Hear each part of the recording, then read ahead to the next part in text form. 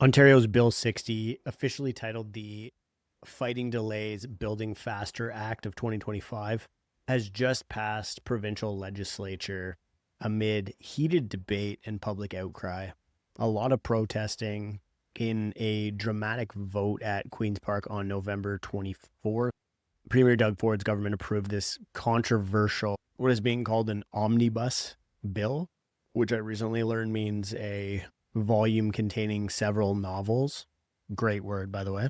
Despite loud opposition from tenant advocates, when I said loud, there was like a full protest on the 22nd over the weekend, which I find kind of interesting because a bunch of them are says about like hands-off rent control. But the Ford government already walked back the rent control one. I already did a video on this earlier when that decision was made. So they walked back on rent control, but they still made an intention of making evictions easier, which is fine. I understand why the protesters were there. I just, unless I'm missing something on the signs, they're protesting the wrong thing on these signs, at least. These tenant groups are rallying against Bill 60. There was protesters in the public gallery that were interrupting the proceedings, chanting things like people over profits. And at one point, to my understanding, Doug Ford actually told those protesters to go find a job. Just classically Canadian Ford politics. So over the weekend, protesters basically marched to Queen's Park, coinciding with National Housing Day, urging the government to kill Bill 60, organized by a broad coalition including tenant unions, advocacy groups like Acorn Canada and No Demo Evictions Ontario. The demonstrators carried signs and shouted slogans such as Doug Ford's slumlord, decent rhyme, and Stop the War on the Poor, another good rhyme. In today's video, I'm going to take a ideally unbiased look at exactly what Bill 60 does, how it changes the rules for property owners, landlords, and tenants, and why it is sparking protests and political backlash. This isn't my first time covering this. I put out a video, this almost changed everything for landlords and tenants when the Ford government actually walked back their changes to rent control. So the message from the protesters in this instance was that this legislation would make housing more unstable for renters and worsen Ontario's housing and homelessness crisis. So let's start off with an explainer. What is Bill 60? Bill 60 is a sweeping housing bill introduced by the Ontario government on October 23rd, and it was fast-tracked through the legislature in just a month. The Ford government invoked a time allocation limit debate and even skipped the usual committee hearings, meaning the bill saw minimal public input before getting passed. Now, the housing-related sections of Bill 60, which is mostly what I'm going to be talking about today, I mean, the whole thing is kind of a housing bill, given it's about construction, et cetera, but there's a bunch of like landlord-tenant stuff, and then there's a bunch of like construction red tape stuff. The sections that people are concerned about are focused on speeding up evictions and altering landlord-tenant rules, which the government claims will encourage more rental housing and get more homes built. There is myriad research on rent controls hurting rental supply. I'd say like most economists seem to be in agreement that rent controls are actually not good for rental supply, but this isn't really a rent control debate, because that was taken off the table. And Ontario kind of has a two-tiered system. If you don't know how Ontario's rent controls work, basically as it stands right now, anything built after 2018 is not subject to rent control. So you can increase the rent as much as you want as a landlord on an annual basis. Anything built before 2018 is subject to rent control. The challenge with the older supply being subject to rent control is that economists would argue that it disincentivizes landlords to improve the quality of those units to try and appreciate the value or appreciate the rents. And so while you haven't disincentivized new supply because it's not subject to rent control, if anything, you've relatively incentivized it compared to the non-rent controlled older stock. The argument is that you would be disincentivizing the improvement of older units. But nonetheless, the critics are arguing that a lot of these changes are going to come at the expense of tenant protections and that they could lead to more evictions and homelessness. So let's go through the key provisions from Bill 60 affecting landlords and tenants. So number one is the faster evictions for unpaid rent. Landlords will be able to evict tenants for non-payment of rent a lot more quickly. Bill 60 cuts the grace period for rental arrears in half, allowing eviction notices to take effect after just 7 days of missed rent, down from the current 14 days. This means that if a tenant is a week late on rent, a landlord can move to end the tenancy 1 week sooner than before. The bill also slashes the appeal or review period for eviction decisions from 30 days to 15 days. So tenants who want to challenge an eviction ruling or request a review of a board decision will now only have 2 weeks to act, making the window to mount a legal challenge much smaller. And provincial officials say that this will speed up resolutions at the backlogged landlord and tenant board. But tenant advocates worry it denies renters adequate time to seek legal help. I would say during that backlog period, they probably have a lot of time, at least as it stands right now. The process would have to be way quicker for that to be considered an inadequate period of time, from my opinion. But it's a discussion that I'm happy to have. I think the point here is that the Ford government is trying to tighten the timelines because they have been under fire from both the landlord and the tenant side for making the landlord and tenant board horribly inefficient. And that's delivering massive negative externalities, most notably vast periods of unpaid rent. And that was in spite of hiring double the amount of adjudicators. So they basically increased the amount of adjudicators at the LTB by 2x. I think they doubled the amount, and the wait times went up. The more contentious change is that tenants will face new hurdles in raising issues or evidence in eviction hearings. So there's going to be restrictions on tenant defenses at hearings. So under Bill 60, a tenant facing a rent eviction must pay at least 50% of the alleged rent arrears up front before they can dispute the claim or bring up other concerns like maintenance problems at the hearing. In practice, this means a renter who fell behind on rent might have to come up with half the owed amount immediately in order to even have their side of the story heard. And advocates are warning that this pay-to-play rule will price many vulnerable tenants out of justice, effectively blocking renters from introducing new evidence of defenses in landlord and tenant board hearings if they can't afford that upfront payment. I guess I think that the devil's advocate side of this would say, like, well, if they can't afford that payment, then could they afford the ongoing rent in that scenario as well? Because that's probably where the problem arose. Bill 60 would also curtail the landlord and tenant board's discretion to consider a tenant's personal circumstances when ruling an eviction. Adjudicators currently can take into account factors like job loss, illness, domestic violence that would affect a tenant's ability to pay rent or find new housing. But the new law would remove some of that flexibility. In other words, adjudicators will have less leeway to deny or delay an eviction on compassionate grounds, which critics are arguing would strip the humanity out of the process. And this isn't a small amount of people. It says 130 groups call on the Ford government to rethink the bill, which they say would worsen homelessness. The bill would also make it easier for property owners to evict a tenant when the owner or an immediate family member, also known as an own use eviction, wants to move into the unit. Under current rules, landlords must give 60 days notice and pay 1 month's rent as compensation in these cases. Bill 60 would eliminate the mandatory 1 month compensation if the landlord gives a longer notice period of at least 120 days and the eviction date falls at the end of a lease term.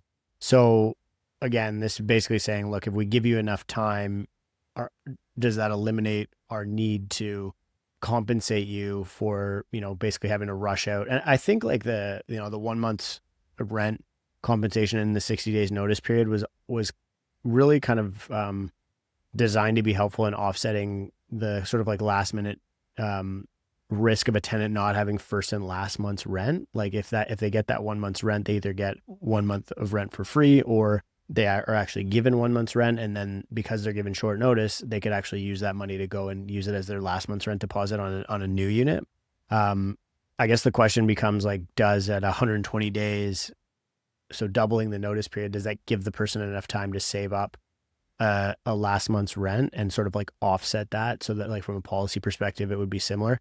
I'm going to say like based on housing costs right now, like how unaffordable housing is and how big of a percentage it is of total household income, it's just not it wouldn't give your average tenant enough time to be like a similar policy outcome as it was before.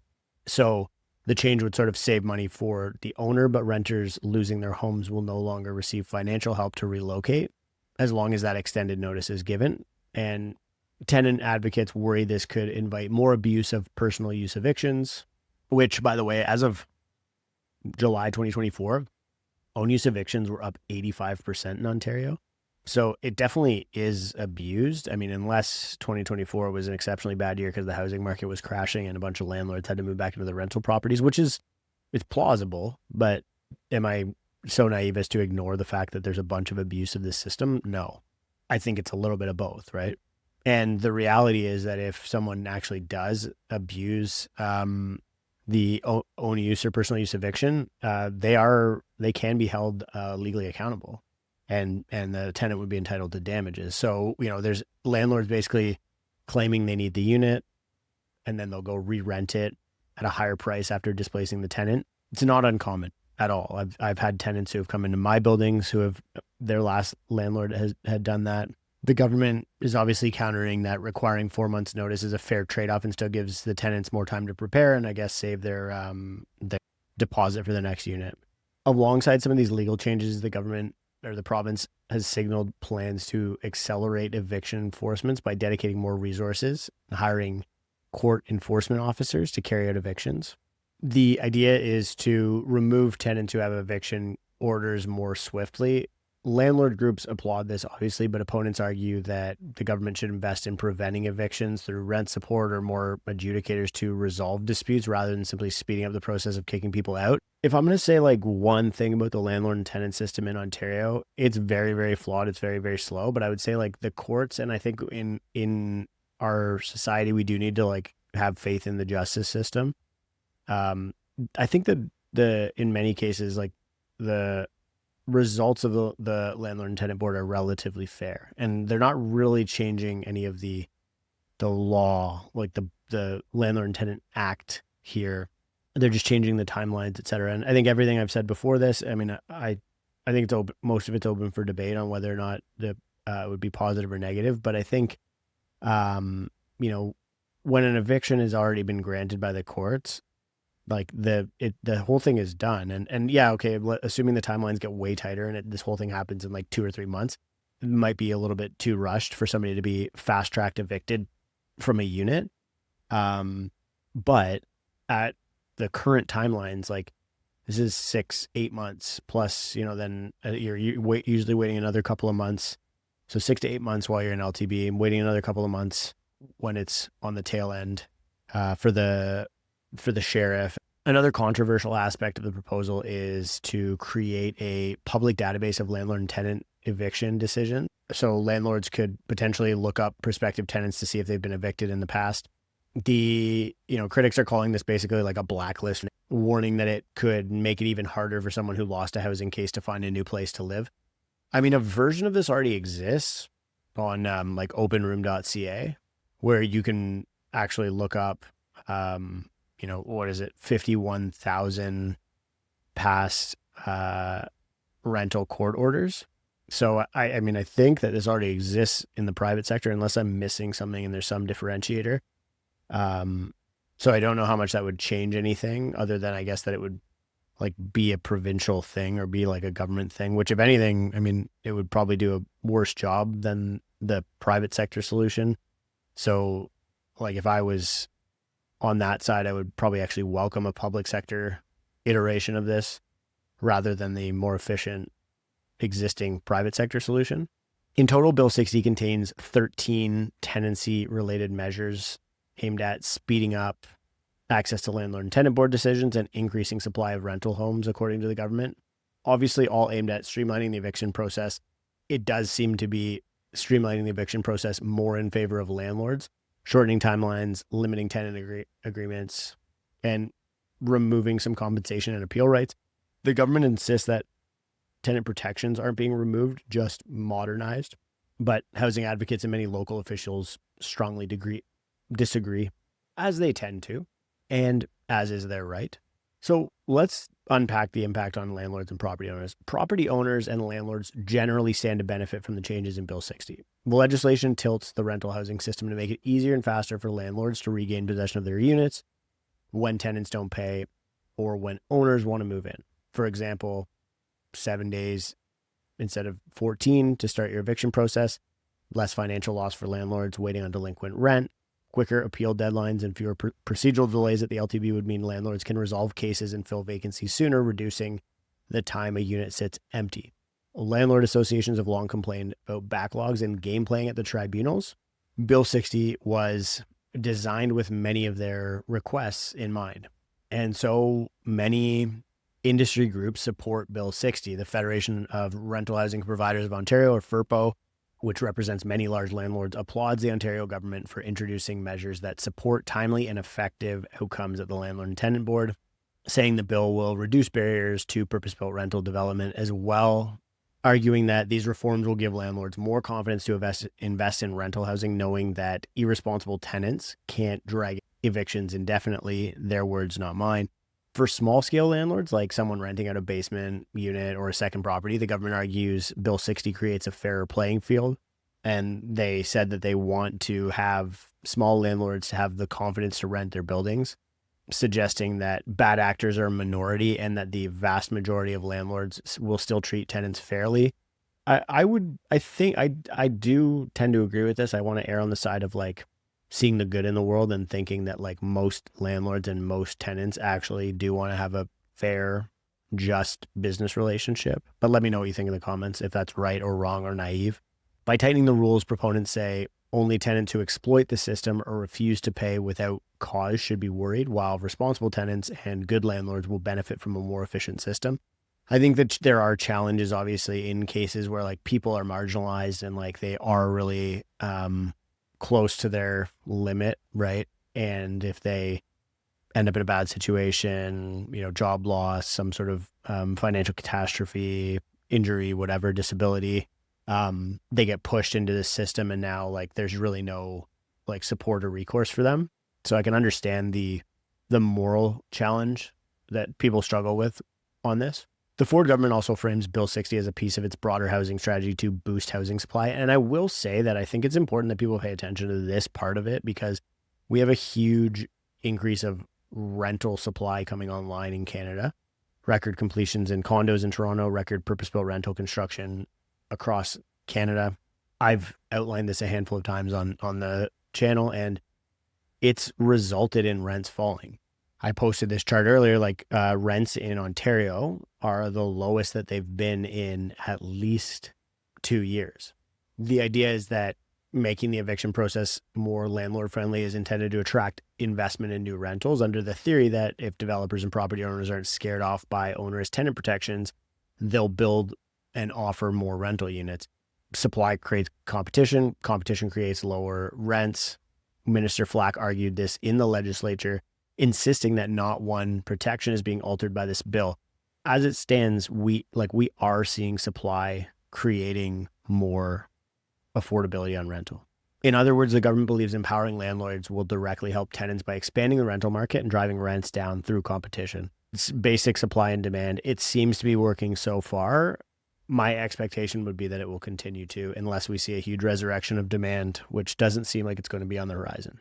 For tenants, Bill 60 represents a pretty significant rollback of protections and an overall tougher landscape. Housing advocates have bluntly described this bill as an attack on tenants' rights. So obviously they have less time to pay rent and avoid eviction. It's harder to fight evictions. They have fewer second chances, and they would get loss of compensation and relocation support. And there's the fear of the tenant blacklist. Those are really the key pieces of how this would impact a tenant. Now, obviously, then we just saw Bill 60 finally pass Ontario legislature, but not without this uproar, protest, both inside and outside of Queen's Park. As mentioned, members of Acorn Canada disrupted the final vote from the public gallery, shouting people over profit, and you're putting people on the streets, before being escorted out one by one. Their interruption, I think, it got a lot of attention. It was in a lot of the media. The protest, a lot of people were paying attention to it. I think the same thing when people were protesting the first round of the changes to rent control. The Ford government responded to that pretty quickly, I think. And who knows, maybe they're just trying to give these groups a win on that so that they could, try and get the rest of this stuff through. But ultimately, Ford and their PC government used the majority to approve Bill 60, while all opposition MPPs opposed it. Now, obviously, we saw this whole organization protest, but local political leaders also voiced strong opinions. Mayor Olivia Chow argued that the bill diminished renters' rights. The city of Toronto even prepared an analysis, which I've pulled up a couple of times throughout this video, highlighting how the bill could lead to more evictions and strain municipal services like shelters, which are administered at a municipal level. As of now, Bill 60 awaits royal assent, which is the final sign-off from the lieutenant governor, which is expected to happen imminently. I mean, this has been a dramatic bill from start to finish. I think that the Ford government's pretty lucky that they pushed it through quickly, because it's been a roller coaster and it's had a lot of headlines. Overall, do I think it is more in favor of landlords? Yes. Do I think that there are positive externalities to doing things in favor of landlords and that it will bring more supply on the market? Also, yes. So, does it suck in the short term pain for long-term gain? Potentially. Honestly, I could see that. I think a lot of this stuff is long overdue, and I think that there are just as many tenants are victimized by the system being slow as landlords. The tenants didn't get as many wins out of this bill as the landlords who are getting the process speeded up for their side. So that's kind of the one thing where I think some balance probably would have made a bit more sense. In the coming weeks, I'm expecting a lot more drama about this, more advocacy. I would not be surprised if this ends up getting challenged legally, and probably more new measures at the municipal and maybe even the federal level. I don't know about the federal level. I don't know if the Fed's going to mess with that, but municipal level, we've been seeing rent eviction bylaws happening. So Hamilton was the first Ontario city with a bylaw to stop bad faith rent evictions. So we've seen municipalities kind of doing things like that.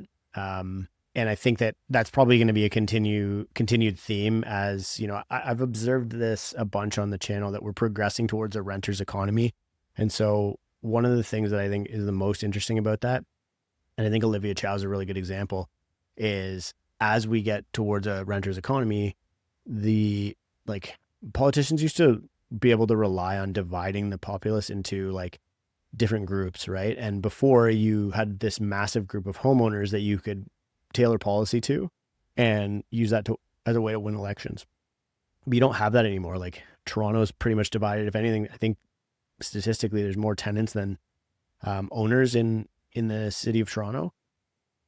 And so this really changes the dynamic of what politicians are able to do, especially at a municipal level, where in the city of Toronto, Chow went a lot more with a more socialist policy. We just saw the same thing happen with Mamdani in New York City.